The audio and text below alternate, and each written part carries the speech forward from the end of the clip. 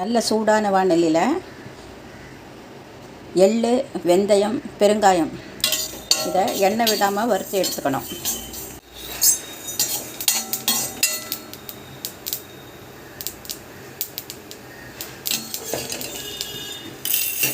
Try வாணலியில் கடலை பருப்பு, தனியா, மிளகு, சீரகம்,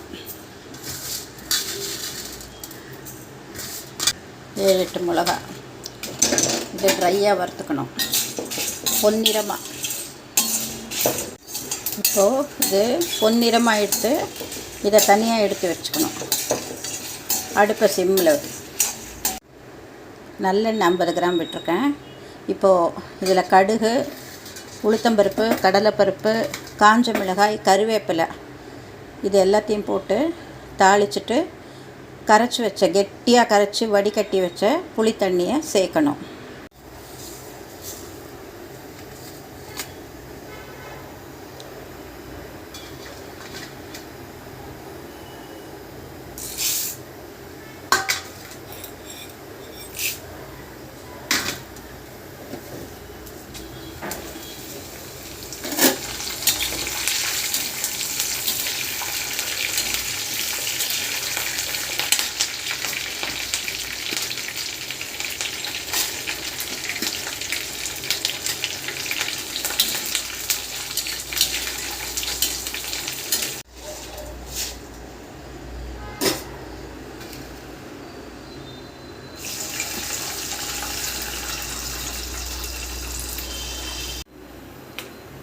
கொஞ்சம் ஒரு துளியோண்டு வெல்லம், மஞ்சப்பொடி,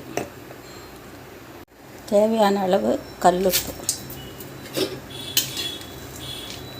இது நல்ல மீடியத்திலே வச்சா நல்லா கொதிச்சுட்டே இருக்கணும். புளிக்காய்ச்சல் பதம் வரும். மீடியத்திலே வைங்க அடுப்பை.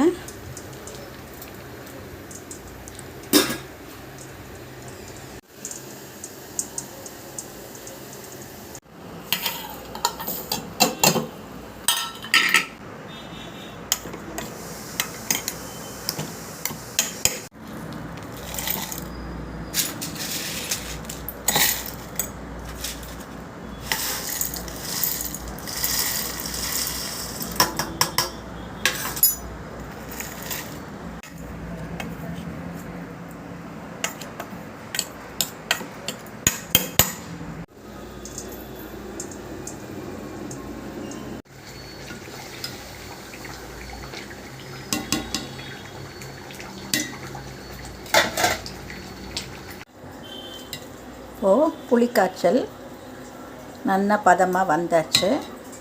இப்போது எள்ளு, பெருங்காயம், வெந்தயம் வறுத்து வச்ச பொடியை இதில் போடணும். போட்டுட்டு கலரணும். வறுத்து வச்ச வேர்க்கடலையை போடணும்.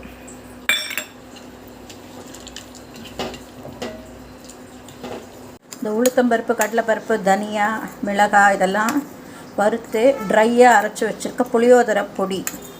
இதை சாதம் கலக்கும்போது, புளியோதரை கலக்கும்போது தேவையான அளவு போட்டு கலக்கணும். தனியான புளிக்காய்ச்சல் ரெடி.